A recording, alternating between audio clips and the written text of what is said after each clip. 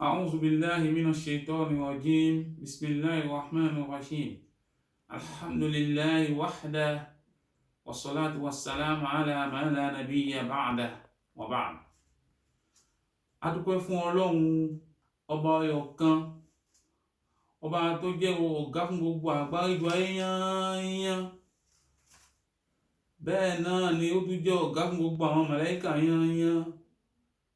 Ọba bí Ọlọ́run ò sí, Ọlọ́run ọba ọ̀kan ni kò pé méjì. A kí Ọlọ́run náà. Àlékún ìkẹ́gẹ́ Ọlọ́run náà kó máa bá aṣíwájú ẹ̀dá Ànábì wa Muhammadu. Ètò ìṣẹ́ká ní pé òun ló fi jẹ ọ̀gá fún gbogbo àwọn ẹranko àtàwọn àlìjànú àtàwọn èèyàn láyányán tí ń jẹ́ as-Saqalayn. Àlékún ìkẹ́gẹ́ Ọlọ́run kó máa bá Ànábì náà. Lẹ́yìn náà, láì ní gbàgbé gẹ́gẹ́ bí ìṣe wa àtàṣà bàbá wa Maulana Sheikh Ismail Mudiu Makka Shababi Ìdòwú àti gbogbo ẹbí Ìdòwú yányán àti gbogbo àwọn ọmọ Muhammadu Yanko, Muhammad Bashir, Mama Aisha Lẹ́ṣà, Alhaja Ganiatu Hussaini. Àwa tara bẹ́ẹ̀ náà atọ́ fún gbogbo àwọn ẹni Ọlọ́run tí wọ́n ti lọ lórílẹ̀-èdè nígun mẹ́rin ayé yányán, lọ́kùnrin lóbìnrin lọ́mọdé lágbà ní mùsùlùmí. Ọlọ́run mọ́ta bá foríjì wọn o. Ọlọ́run oṣù ọ̀wọ̀n tá a wà yìí, Ọlọ́run bó tilẹ̀ kọ́ wọn kù díẹ̀ ká tí wọ́n jọ Ọlọ́run mọ́ta ìyá fi wọn. Lẹ́yìn náà a kí gbogbo àwọn ẹni Ọlọ́run lórílẹ̀-èdè, pàápàá jùlọ kí àwọn àfáà, àwọn ẹni Ọlọ́run tó ṣe ká ní pé iṣẹ́ yín làwọn ń jẹ́ lọ́wọ́lọ́wọ́ báyìí. Àwa tara bí akáwọn màmá, akáwọn bàbá, akáwọn ọmọdé, akáwọn àgbàlagbà, gbogbo mùsùlùmí a kí gbogbo wọn gbé salamu alaykum, salamu lana, salamu ni salamu, salamu lakum, salamu lana min rabbil alamin. Àlàáfíà Ọlọ́run kó máa bá gbogbo tí ń wò wá nígun mẹ́rin ayé lọ́wọ́lọ́wọ́. Inú oṣù Ramadan la wà yìí, Ramadan ti ń lọ díẹ̀díẹ̀ náà ní kílẹ̀ máa fi lónìí, ó ní iye tí ó máa jẹ́. Ọlọ́run èyí tá a ti gbà wá lọ tó bá kù díẹ̀ ká tó mọ́ta ìyá àfihàn àfikún èyí tó kù tá a fẹ́ gbà ká lè tún ṣe. Ọlọ́run wọn fẹ́ bá a sọ nípa oṣù tá ń bá lọ yìí tí gbogbo ayé náà tá a ti mà, tá a ti ń rí, tá a ti ń gbọ́, tá a ti ń ṣe nínú ẹ̀ tí ń jẹ́ Ramadan náà. Eléyìí ni wọ́n mọ̀ jẹ́ àṣẹ́kù iṣẹ́ àwọn àfáà àbí àlékún iṣẹ́ àwọn àfáà tí wọ́n ti ń jẹ́bọ̀ láti gbà tó ṣùrí tó ti bẹ̀rẹ̀. Allahumma bana a'udhu billahi minash shaitani rajim. Bismillahir rahmanir rahim. Ya ayyuhal ladhina amanu kutiba alaykumus siyamu kama kutiba alal ladhina min qablikum la'allakum tattaqun. Ayyaman ma'dudatin. Faman kana minkum ma'idan aw ala safarin fa'iddatun min ayyamin ukhar. Wa 'alal ladhina yutiqunahu fidyatun ta'amu miskin. فمن تطوع خيرا فهو خير له وأن تصوموا خير لكم إن كنتم تعلمون. Ọlọ́run ọba ó fẹ́ bá a sọ nípa àwẹ̀ Ramadan. Gbogbo ẹnikẹ́ni kan Ọlọ́run pè sínú Ramadan yìí. Àwọn èèyàn méje náà lọ́lọ́run pè sínú Ramadan nígbà tí Ramadan bá dé báyìí láyé, ẹ̀yin èèyàn méje yìí ẹgbà ẹni Ramadan náà tọ́ sí. Àbínú àwọn èèyàn méje náà, àwọn àṣẹ́kù méjì kan ló mọ̀ wá ṣẹ́kù níbẹ̀ tí Ramadan náà bá dé bá wọn lẹ́nu ẹ̀. Ọ̀kan nínú méje náà àbí méjì náà ló mọ̀ bá Ramadan náà lọ dẹ́yìn léyìí tó ní dí Ramadan náà dúró. Ọ̀kan ló dá Ramadan náà dúró díẹ̀, tó bá tán ló tún kọ̀ntínú nínú ẹ̀. Náà la fẹ́ mú wá fún wa lónìí. Ayé lè mọ́ gbà á lónìí, ṣùgbọ́n ọjọ́ míì a tún máa kọ̀ntínú láàmú mú wá wáhid bàdà wáhid. Ọlọ́run bá ní kutiba alaykumus siyam. Ọlọ́run ní ya ayyuhal ladhina amanu. Ọlọ́run ní òun kò gbogbo àwọn mùsùlùmí òdodo ni kò ní sọ̀sọ̀ kí sọ síyàn láyé. Mùsùlùmí òdodo ni ó gbọ́ Ọlọ́run bá gbọ́ láàárọ̀, ló gbọ́ Ọlọ́run bá gbọ́ lọ́sàn-án, ló gbọ́ Ọlọ́run bá gbọ́ lálẹ́, ó rí jẹ ló gbọ́ Ọlọ́run bá gbọ́, kò rí jẹ ló gbọ́ Ọlọ́run bá gbọ́. Gbogbo ohun tí ń ṣe láyé kò ní gbàgbé nìkan ní í ṣe òun àfọlọ́hun. Tí ò bá ìdébi tí ń lọ nínú ìrìn àjò tó wá rìn láyé, tẹ́gbẹ́ ẹ ti dé tóun ò tí ì dé, kó gbàǹpọ̀ ọlọ́run ni àsìkò tọ́lọ́run kọ fóun kò tí ì tó jẹ́ ká ní tó já sí ń pé ẹlòmíì bọ́ọ̀ ẹ bá gbalẹ̀ lọ́dọ̀ ọlọ́run tó bá wà láàárọ̀ tó bá wà lọ́sàn-án ló kàn dààmú lásán ni alẹ́ náà ló dànà. Bẹ́ẹ̀ náà ni ẹlòmíì tọ́wọ́ ẹ bá gba ọ̀sán tó bá wà láàárọ̀ ló kàn dààmú lásán ni ọ̀sán náà ló dènà tó lu àárọ̀ wà lọ nígbà tọ́sán bá débá nínú àdínú àkọọ́lẹ̀ tọ́lọ́run bá kọ fún láyé òun ló débá láyé ọ̀wọ́ òfin ló fi dà. Ọlọ́run bá ní gbogbo àwọn nǹkan wọ̀nyí àwọn ẹni tó gbọ́ Ọlọ́run bá gbọ́ bẹ́ẹ̀ tí wọ́n dúró tọ́ Ọlọ́run bá láàárọ̀ lọ́sàn-án lálẹ́ níbi dúró ìfọkàntán fọ́lọ́run pé àní Ọlọ́run ló padà ṣe Ọlọ́run ọba ọ̀kan ni. Àwọn Ọlọ́run pè fún oṣù àwẹ̀ yìí tí ń jẹ́ ayọ̀ alladhina amanu àwọn ẹni tó gbọ́ Ọlọ́run bá gbọ́ lódodo níwájú lẹ́yìn níkọ̀wá àti ní gbangba. Àwọn Ọlọ́run bá pè fún àwẹ̀ Ramadan yìí. Ọlọ́run ò pé gèfèrè èèyàn sínú Ramadan. Ọlọ́run ò pé gbogbo ayé gbogbo yányán sínú Ramadan èyí o. Bọ́lọ́run bá pé gbogbo ayé gbogbo sínú Ramadan ni Ọlọ́run ní yá ayyuhan nas. Ṣùgbọ́n Ọlọ́run ní yá ayyuhal ladhina amanu. Ọlọ́run mo pè yín gbogbo olùgbàgbọ́ òdodo níwájú lẹ́yìn lọ́tún lósì. Ọlọ́run bá ní kutiba alaykumus siyamu. Ọlọ́run bá ní òun ṣe àwẹ̀ lọ́ranyàn fún yín nígbà tó bá dé bá yín láyé. Ẹ gbààwẹ̀ náà nítorí pé kí ni kama kutiba alal ladhina min qablikum la'allakum tattaqun. Gẹ́gẹ́ bí mo ti ṣe lọ́wọ́ yàn fún àwọn ẹni tó ṣíwájú yín kẹ́ lè máa bẹ́nu ẹni tó páyà Ọlọ́run bá. Àwẹ̀ ta ní kẹ́ gbà láyé lónìí ẹ̀yin tó dé bá láyé táwẹ̀ bá yín láyé ẹ̀yin nìkan kọ́ ni ẹni àkọ́kọ́ tó kọ́ fẹ́ gbàwẹ̀ o.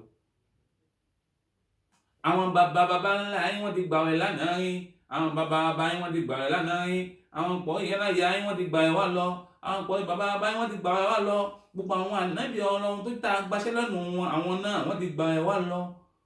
Tó wá rí bẹ́ẹ̀ Ọlọ́run fẹ́ jẹ́ ká gbà àwẹ̀ ká lè mọ ìyà ká lè mọ wàhálà àbí ká lè mọ pẹ́ẹ́dú fọ́lọ́run látara oore tóun ṣe síbì kan jùbì kan lọ níjẹ́ láàtà sáwọlì fọ́dílà bẹ̀yìn náà kù. Ẹ má gbàgbọ́ láti mo ṣe láàrin ayé síra yín o. Ẹlòmíì káwé tó dé lòun ti wà nínú àwẹ̀ ẹlòmíì káwé tó dé òun gbádùn ní àwẹ̀ tó wá dé tán ohun tó fi ṣínú ohun tó fi gẹ́sàrì gbogbo ẹ ti ń bẹ fún ẹ̀rí. Kama kutiba alal ladhina min qablikum la'allakum tattaqun. Gẹ́gẹ́ bá ti ṣe àwẹ̀ lọ́wọ́ èèyàn fún àwọn tó ṣíwájú yín kẹ́ lè máa bẹ́nu àwọn tó páyà Ọlọ́run bá. Ọlọ́run fẹ́ júwe àwẹ̀ yìí báyìí fún wa. Ọlọ́run wá ní gbogbo ẹni tí ó bá gbàwẹ̀ láyé. Àwọn èèyàn méjì kan àwọn ọlọ́yẹ kan gbàwẹ̀ láyé. Àkọ́kọ́ ni an yakuna musliman. Gbogbo ẹni tí ó bá gbàwẹ̀ láyé ẹ̀hún tó ń láti jẹ́ mùsùlùmí. Gbogbo ẹni tí ó bá gbàwẹ̀ láyé tí gèfèrí amukun mẹ́kàn èèyàn gèfèrí tí ó kírun gèfèrí tí ó mọ Ọlọ́run gèfèrí tí ó gbọ́ Ọlọ́run bá gbọ́ abẹ́kọ̀ sẹ́yìn nǹkan tí ó gbọ́ Ọlọ́run bá gbọ́ asàtàkùsà tí ó gbọ́ Ọlọ́run bá gbọ́ tí kìí ṣe mùsùlùmí táyé wá dé tó wá náà rẹ̀ tó dé yìí o gbogbo ohun tóun ṣe tẹ́lẹ̀ tóun tàyè jẹ́ mùsùlùmí òun pátì òun fẹ́ bá àwọn mùsùlùmí gbàwẹ̀ ẹ sọ fún pé lẹ́yìn òun náà wẹ̀ o. Ẹ sọ fún pé ń tọ́jú ara ẹ̀ lásán ni ń ṣe rèṣíìmù fún ẹ̀ lásán ni ń wá ìdáàbòbò fún ẹ̀ lásán ni kò gbàwẹ̀ tọ́ Ọlọ́run kò gbàwẹ̀ Ramadan. Gbogbo ẹni tó bá gbàwẹ̀ láyé an yakuna musliman ẹni tó bá gbàwẹ̀ láyé òun tó láti jẹ́ mùsùlùmí pọ́nbélé òun láti mọ Ọlọ́run lọ́lọ́run òun láti gbà fọ́lọ́run. Ẹni tó lọ́run pèsè ní Ramadan nìyẹn. Ẹlẹ́kẹ̀ẹ́jì an yakuna baligan ẹlẹ́kẹ̀ẹ́jì ẹni tí ó bá gbàwẹ̀ láyé òun tọ̀hún láti jẹ́ ẹni tó di bàlágà. Bí bàlágà táwa ń sọ yìí àlàyé wà ń bẹ̀ lọ rẹpẹtẹ àmọ́ mu wá lẹ́yọ táyé bá gbà wá. Ká kọ́kọ́ lọ síbi ìbàlágà ọkùnrin náà. Ọkùnrin láyé òní tí ó bá bàlágà kápẹ́ lápèjúwe ìlú tó lọ ẹ wà pẹ̀lú oúnjẹ ìlú náà tí bá ń jẹ ó lè mú dàgbà lójijì. Ìwà dàgbà rẹ̀ gbogbo bí apá báyìí tó bá ti ń hun sí bí apá báyìí tó ti ń hun sí gbogbo ìkìríkà ara ó ti bàlágà nìyẹn. Àbí kò jẹ́ bẹ́ẹ̀ àbí ń pé ó ní àwọn ohun tó ṣe pé òun kan bá bẹ̀rẹ̀ tí mo jáde lára rẹ̀ tóun náà tí ó máa kópa lára bẹ́ẹ̀ tó bá lẹ́gbẹ̀ẹ́ báyìí lọ́kùnrin eléyìí náà ti bàlágà nìyẹn. Àbí tó sùn lọ́sàn kan tó wá lálàá tí nǹkan ọmọkùnrin jáde lára ẹ̀ lọ́kùnrin láì má ti ní ọdún 18 nìyẹn o, láì má ti ní ọdún náà táwọn nǹkan ibo ti pèsè sí lára ó ti bàlágà nìyẹn. táyẹ̀ bá dé baláyé àyẹ̀kún náà bàálígà eléyìí ó ti bàlágà òun láti gba àwẹ̀ Ramadan tá ń gbà yí báyìí. bẹ́ẹ̀ náà ni lóbìnrin a gbọ́dọ̀ dá obìnrin mọ̀. báwo ni ìbàlágà obìnrin lóde òní ọmọ oṣù 9 ó ti ń ṣe nǹkan oṣù lónìí, ó ti ń ṣe nǹkan àládà lónìí, èyí tó kéré jù ọmọ oṣù 9 ti ń ṣe bẹ́ẹ̀ lọ títí ó fi ágùnkè àgbà lọ. bí ìbàlágà obìnrin ó ti bẹ̀rẹ̀ ń bẹ̀ tó bá dé obìnrin bẹ́ẹ̀ láyé tí ń jẹ́ mùsùlùmí tí ń jẹ́ mùsùlùmá lóbìnrin ó ń láti gba àwẹ̀ tá ń gbà yí báyìí ni. ẹlẹ́kẹta ayẹkùn àkílàn ẹni tó fẹ́ gbà àwẹ̀ láyé ó ń láti jẹ́ ẹni tó pé ní zaki, ó ń láti jẹ́ ẹni tó ṣe ká ní pé òun náà bá wa ka ṣàǹbàn nígbà tá a ka ṣàǹbàn tí ṣàǹbàn tó bá di mọ́kàndínlọ́gbọ̀n tí oṣù òkè bá yọ á gba àwẹ̀.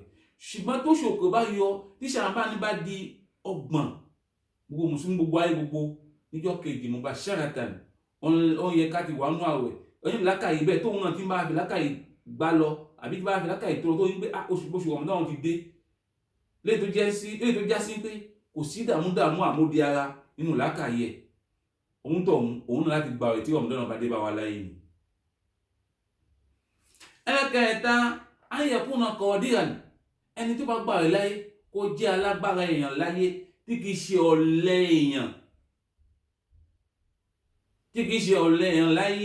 ọ̀lẹ èèyàn láyé náà ni tá ẹ bá dé ló máa wà kankan pé non moi je suis fatigué, non il est gbà yẹn parce que non il est gbà yẹn náà.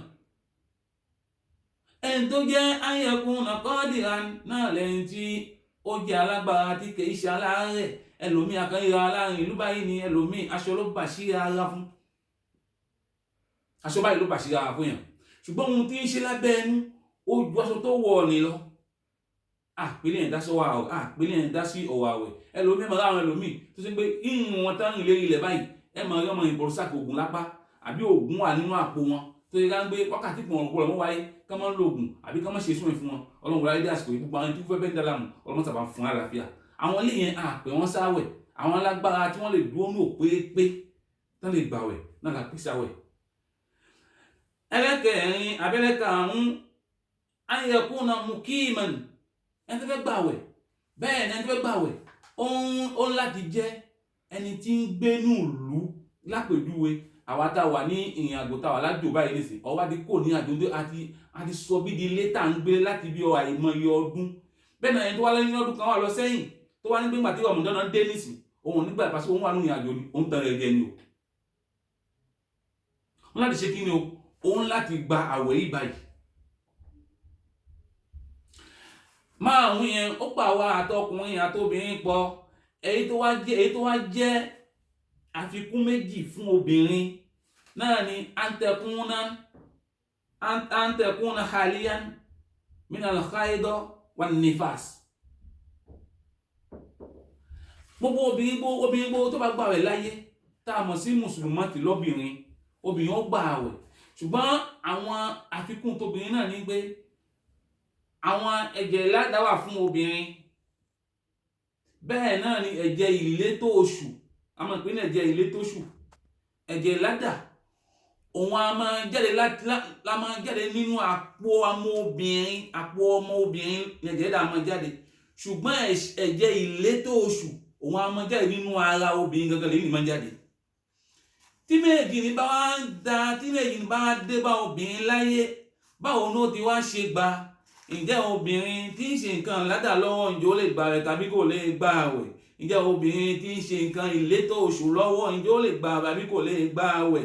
ọlọ́run bá ní yá ayyuhal ladhina amanu ọlọ́run bá ní òun pé gbogbo mùsùlùmí òdodo lọ́kùnrin lóbìnrin lọ́mọdé lágbà nígbà kutiba alaykumus siyamu ọlọ́run bá ní òun ṣe àwẹ̀ lọ́ọ̀yàn fún gbogbo mùsùlùmí lọ́kùnrin lóbìnrin kama kutiba alal ladhina min qablikum la'allakum tattaqun gẹ́gẹ́ bí mo ti ṣe láṣẹ fáwọn aṣíwájú yín kẹ́yìn náà kẹ́lẹ̀ mọ bẹ́ẹ̀ tó pa Ọlọ́run Ọba níbi tá a bá dé lónìí tó bá di ọjọ́ míì á mọ kọ́ntínú báwo ni àwọn obìnrin mọ gbà wọn gbà nígbà tí nǹkan ládàá wọn bá dé inú àwẹ̀ àbí nígbà tí wọ́n bá ní nǹkan àlétóṣù kí ni jẹ́ àlétóṣù á mọ mu wá táwọn èèmọ̀ pé ní hémorrhagie Ọlọ́run wọ́n la ibi tá a bá dé yìí gbogbo ojú tí ń wà nígun náà ayé lọ́wọ́lọ́wọ́ ibi tá a ti bá Ramadan dúró ní Ọlọ́run ọba láàánú ọba lágbára wọlá àṣẹ tó sọ pé asọ́ọ̀mùlé wà á na ájìsì bí èmi ni mo ní ẹ̀san àwẹ̀ máa ṣẹ̀san fún aláwẹ̀ tí ń gba àwẹ̀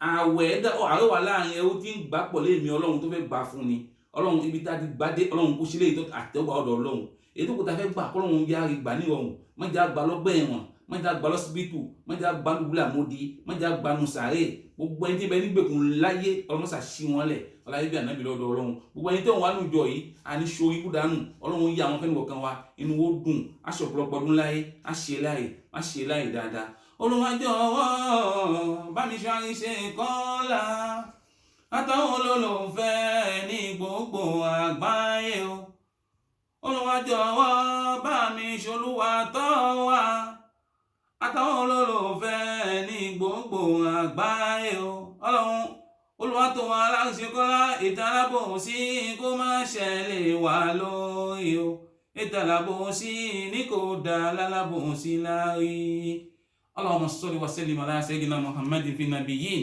Allahumma salli wa sallim ala sayyidina Muhammadin fil mursalin subhanaka Allahumma wa bihamdik ashhadu an la ilaha illa anta wa astaghfiruka wa atubu ilayk.